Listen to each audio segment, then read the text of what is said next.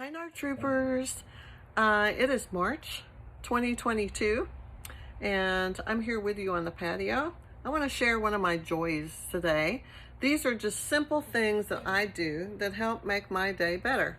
This is Thai tea. I've already consumed half of it, but it's ice, Thai tea, a little condensed milk. Sweetened condensed milk. Oh, so good.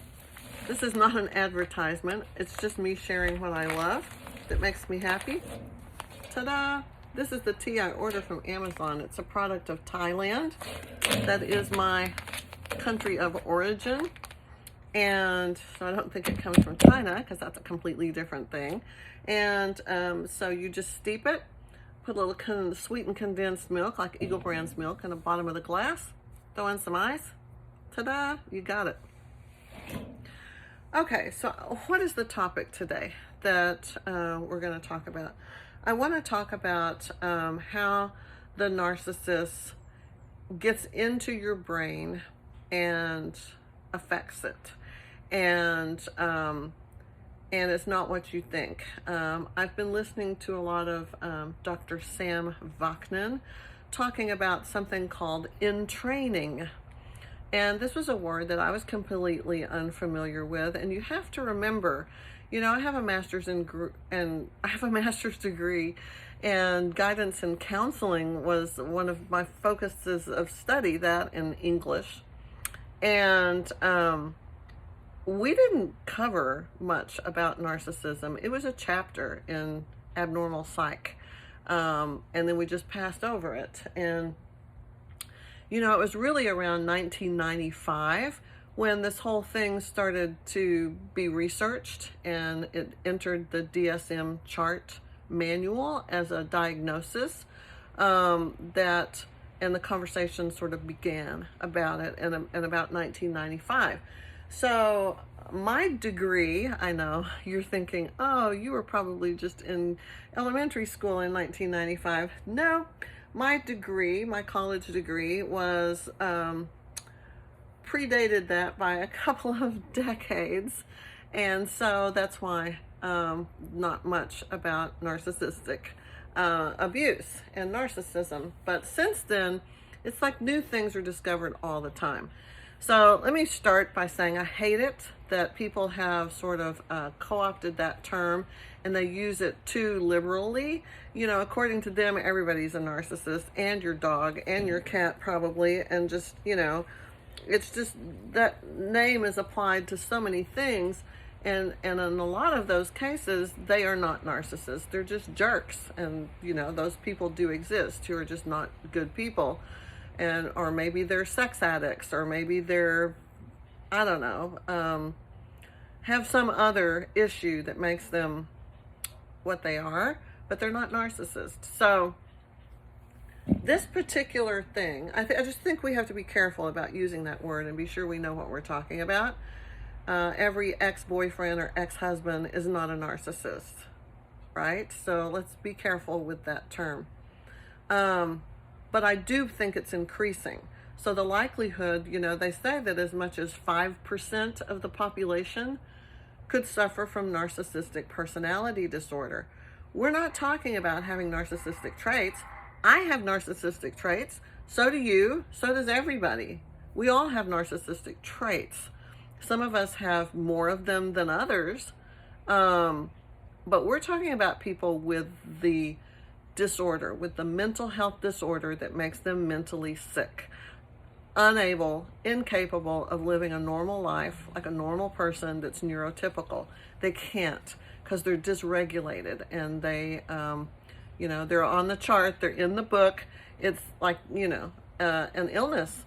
So we're talking about those, not the people that, you know, just are entitled or suffer from, you know, some kind of, you know, arrogance or vanity or whatever, you know, different things, I guess.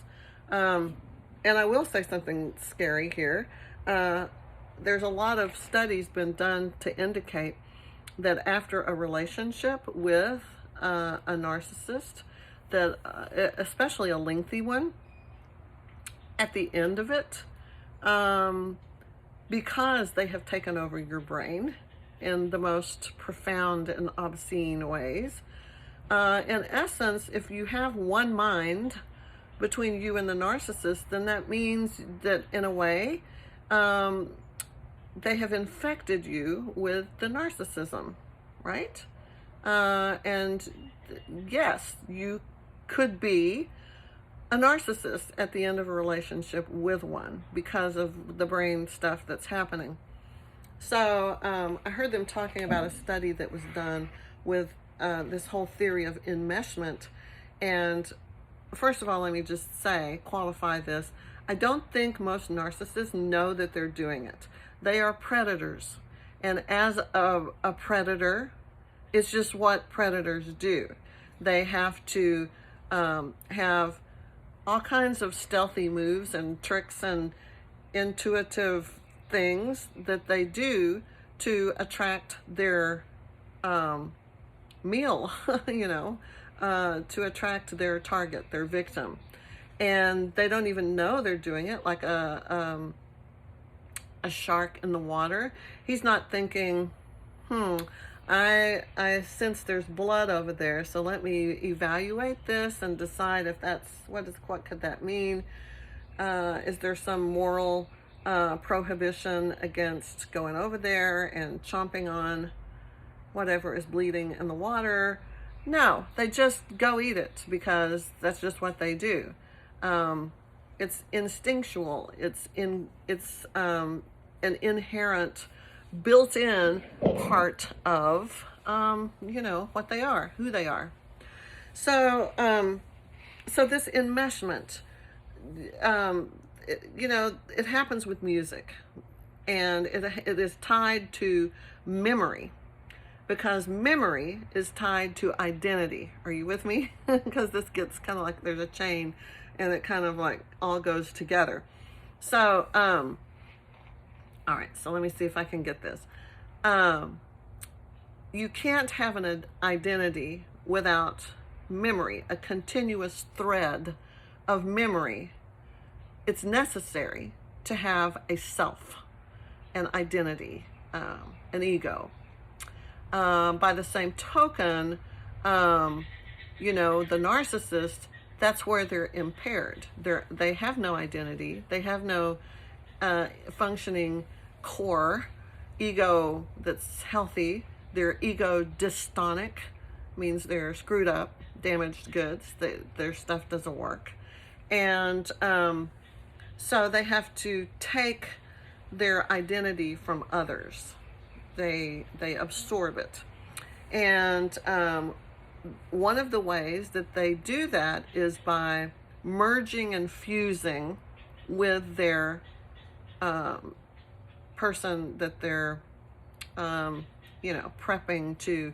They're grooming them. They are preparing them for their role in that shared fantasy relationship.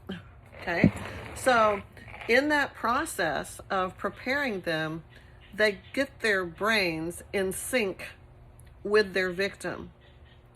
And to do this, they use their voice, they use words, they use sound, language, the tone of their voice, all of it is sort of hypnotic and brainwashing in a sense, so that it takes away that victim, this intimate partner. It takes away their own identity, and it takes away their memories. There are people who come out of narcissistic relationships with people with NPD, and they say, I don't remember anything. It's just a blur.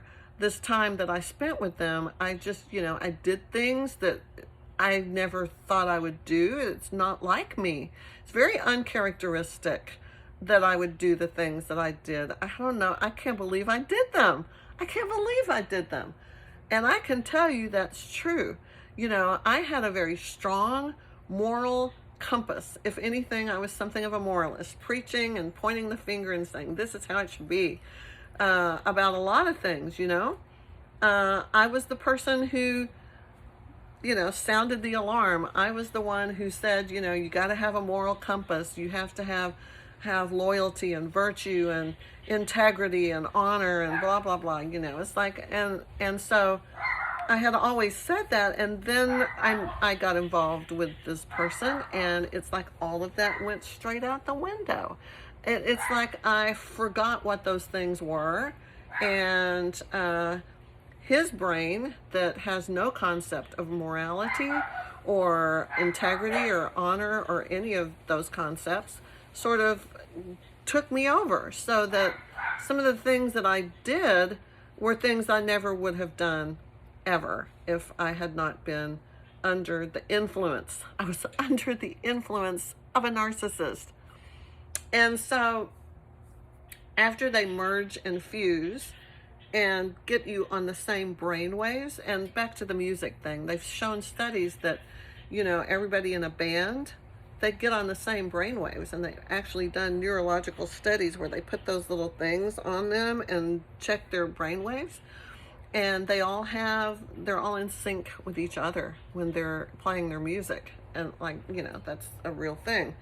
And so it's the same way with the narcissist. You get in sync with them, and you have sort of a hive mentality, kind of like a beehive, where everybody kind of, they're all like in tune, in sync with the same vibe, the same energy.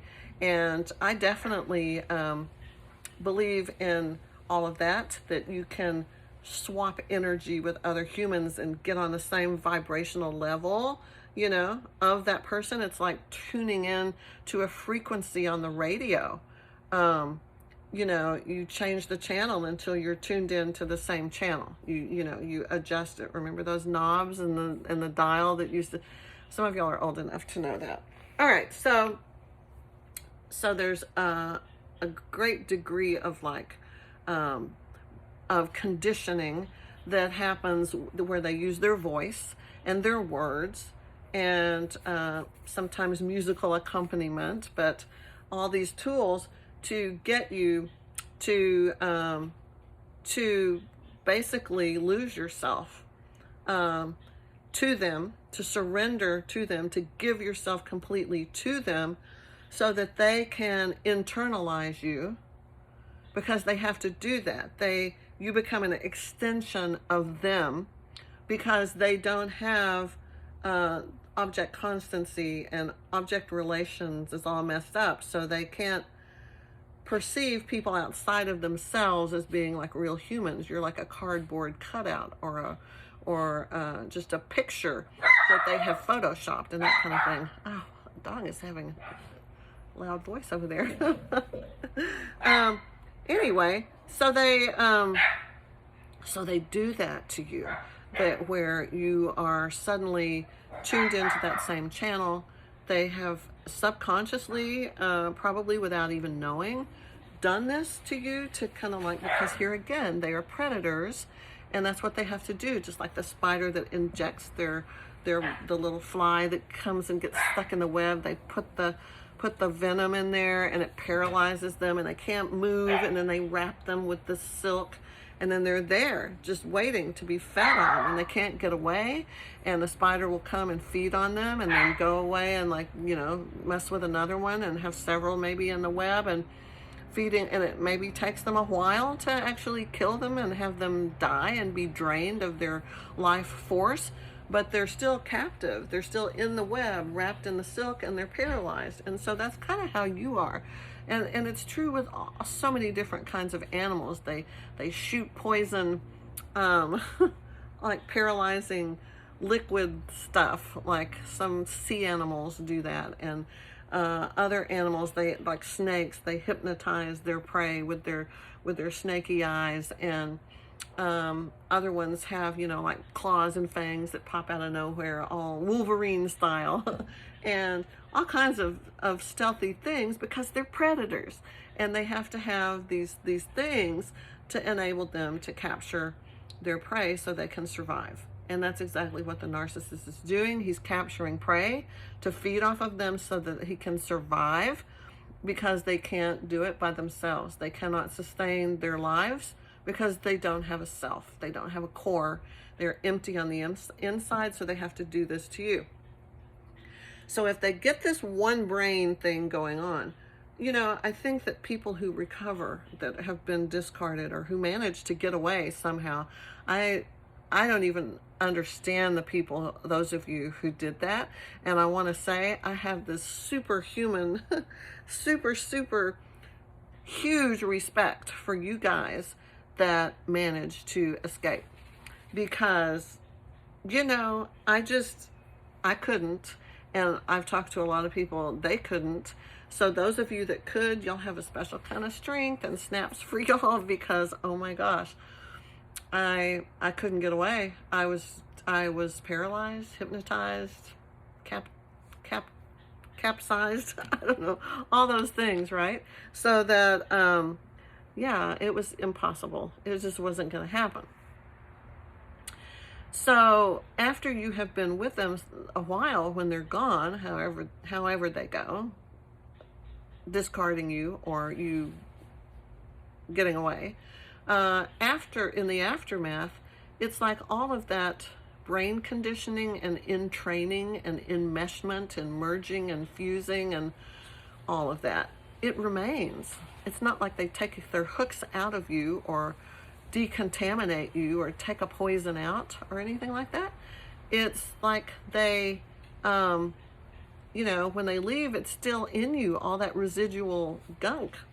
And so everything is, you know, out of whack. Your brain chemicals, tons of brain chemicals that don't know what to do and are freaking out. There's just so many things that become dysregulated and not okay. And one reason it takes so long, I think, for people to recover from narcissistic abuse is that because, I mean, they're grieving.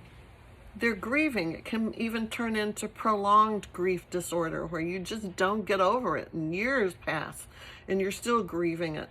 And I think that the primary reason that people do have that grief is because they're mourning the loss of so many things. They're mourning the loss of their own self that they were when they were with this narcissist, because they were in love with a reflection of themselves.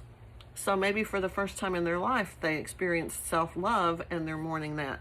They're mourning the loss of the person they thought they were married to or in a relationship with, that they weren't, because it was all like these guys are consummate actors, and it's just so real.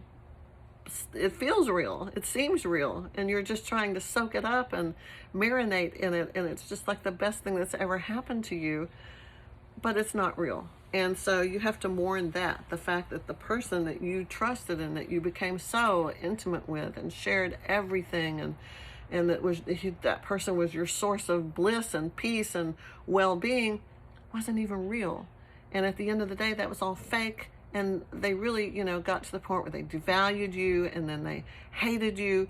And by the time they go and they replace you, they hate you. They have contempt for you. They've had to spin this whole story, this whole narrative that says you are to blame and that you're the bad guy. Even if you were a total saint, you're going to be the villain in the story when they're gone.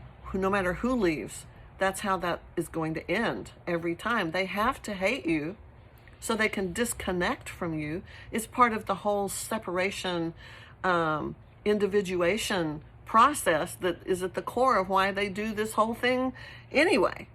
You know, they have to have that symbiosis and connect, and then they have to break it apart and abandon and discard and cut it off and destroy and all of that. And it's that they're working through that same process that should have happened in early childhood with their mothers, with their caregivers, where there was that fusion and then that separation and individuation. They didn't get to do that then. And so now they're reacting it with you. And you know, that means you got to go.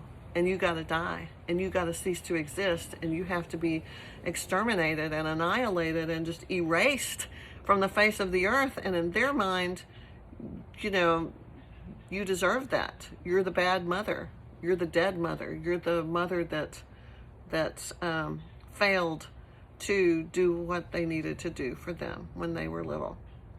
So you're mourning the loss of your own identity that you had with them. You're mourning them because the person that you thought they were never existed, and you've got to come to terms with that and grieve it and let go of that.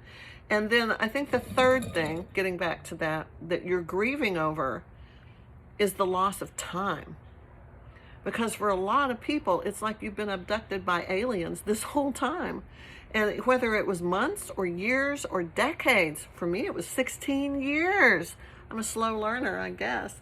For 16 years, it was like I was abducted by aliens. And while I was gone, I lost everything. My children grew up and left and got as far away as they could from this freak show of a thing that was happening.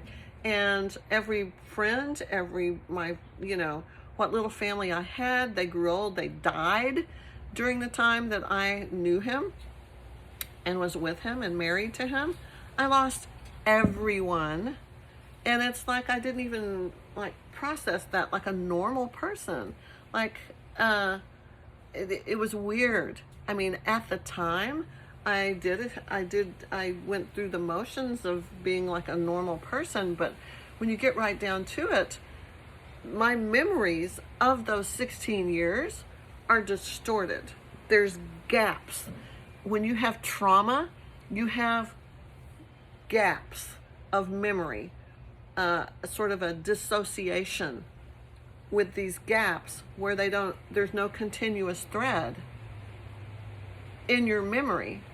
And that almost always happens as a result of trauma. So because you've lost yourself, you've lost them, you've lost the life you thought you had, and you've lost precious time when you were abducted by the alien narcissist and taken off into space for that period of time, you mourn that, you grieve that, because you lost relationships, you lost people, you lost yourself, you lost your mind because of that narcissist who is a predator, who does not understand probably at all any of this stuff we're talking about today. They just know they got to do what they got to do. They've got to merge and fuse. They've got to have that enmeshment where they have symbiosis and combine with you, and then they have to break apart and discard you, cut you off, and throw you away so that they can separate and individuate. All of this to try to become a human. All of this to try to become an individual. And you know what the really sad part of all of this is? The sad part is that they don't have the composition in their brains, in them, to be able to achieve what they're trying to do. This sounds like a great plan, right? To merge and cut off and separate, and then you can go back and finish that stage that didn't go right when you were little, and then you become a real boy, you become a real girl, a human. You're a thing, you're a feeling, you're like a real human being with empathy, and you can love, and you can experience, you can understand right and wrong, and all of those things that come from having an identity. And from having a memory. They think that that's going to happen when they separate from you, that, oh, now I get to be an individual. And there's a period of elation and celebration and jubilance where they're like, woo, when they're first free. But then when it doesn't turn out the way they thought, they're disappointed again. And even sometimes this can cause narcissistic collapse. It starts with narcissistic injury, and it can end up with a complete collapse where they dissociate and they feel shame and they feel very inadequate and unsure of who and what they are, and they're looking for something to latch on to, like the parasites that they are, to feed off of to get these life qualities. Yep, that's kind of what it is. So I wanted to tell you Your mind does not belong to you during that time when you are with a narcissist. You think it does. And the scariest part is after they're gone, they're not really gone. Your mind still belongs to them.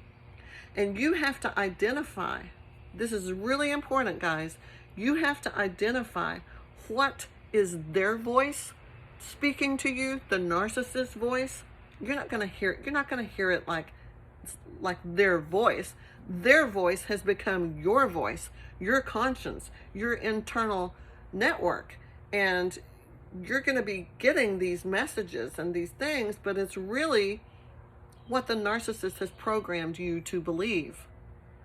And you have to find you again. You have to find your authentic identity again. Even if it's something simple. Like for me, I don't tie my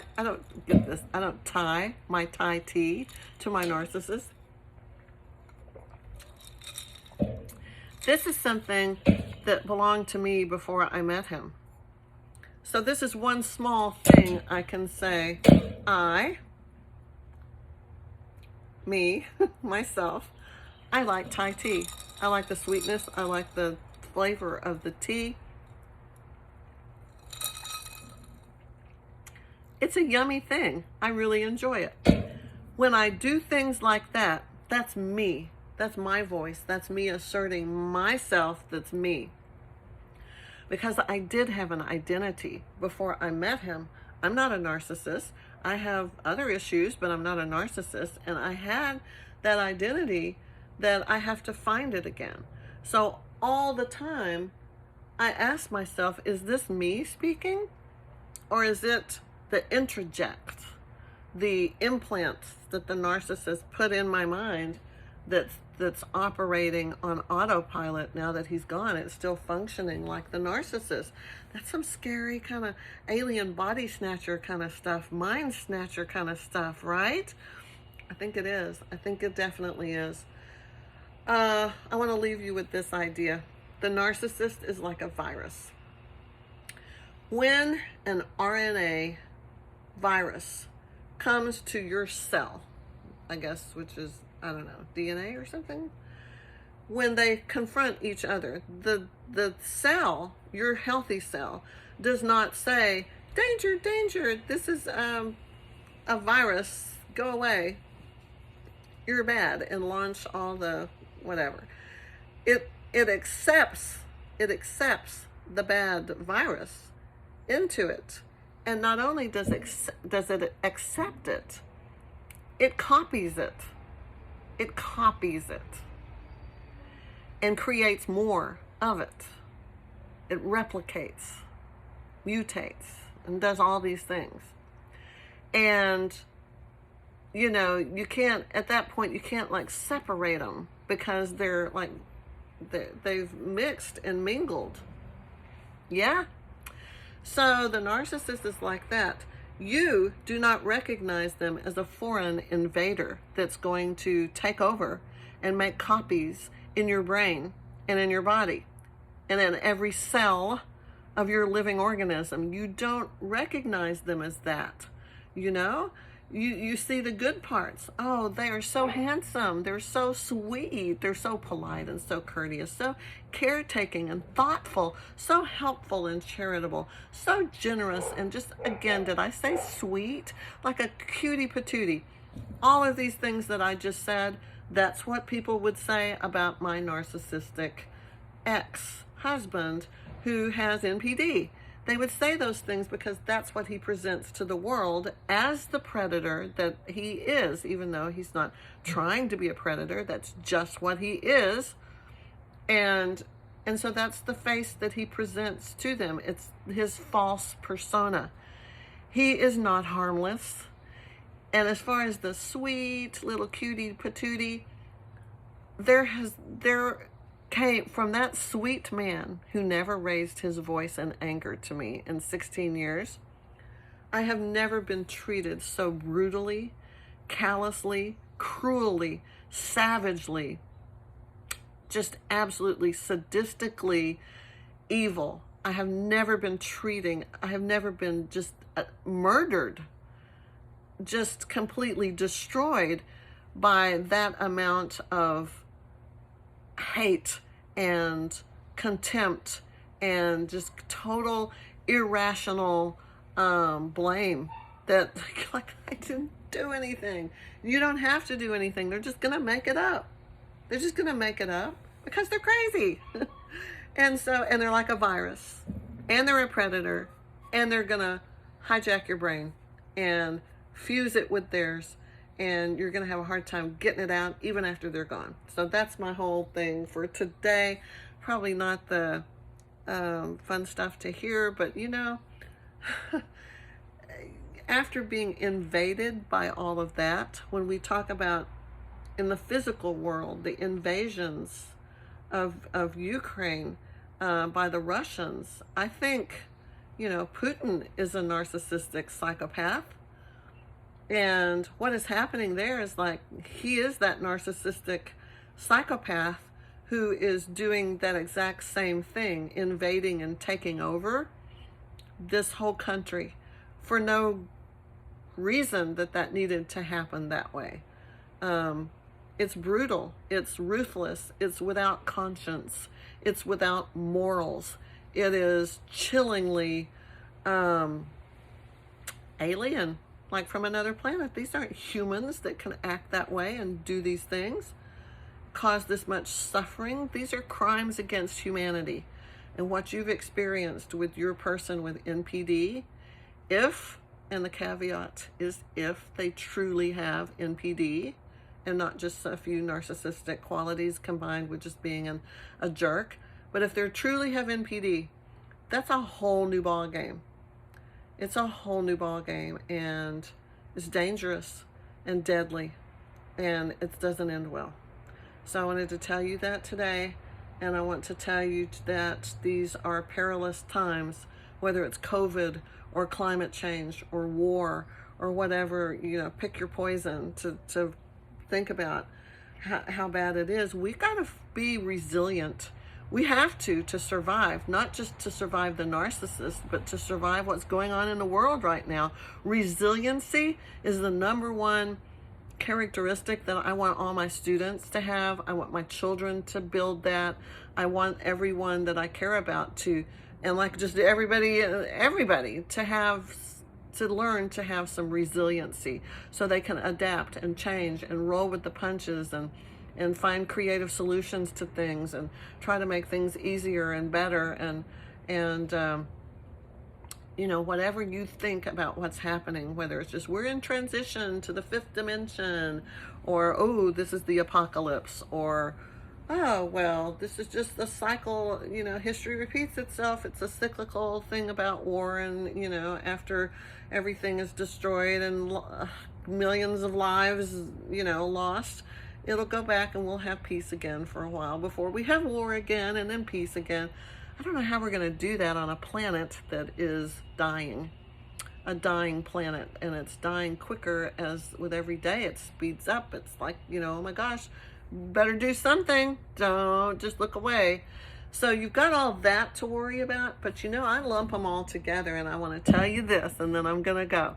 If you can get through this experience with the person with NPD, pull yourself together, be a survivor, and learn that resiliency, acceptance, adaptability, courage, strength, and faith. If you can get those qualities and hold them close to you, it will help you navigate through any of these crises that are probably getting ready to happen, right? Stock market crashes, that's okay. I survived a narcissist. You know, there's like food shortages or extreme weather events. That's okay. I survived a narcissist, so I'm ready for whatever happens. Bring it on. Okay, maybe that's not the best way to look at things, but it's a good way to look at things, I think, because you're harnessing your power and you're doing something amazing with it to survive. And when you do, then maybe you can help others. That's definitely what I'm here for. Okay, be safe, take care of yourself, and I'll see you again soon. Much love. Bye.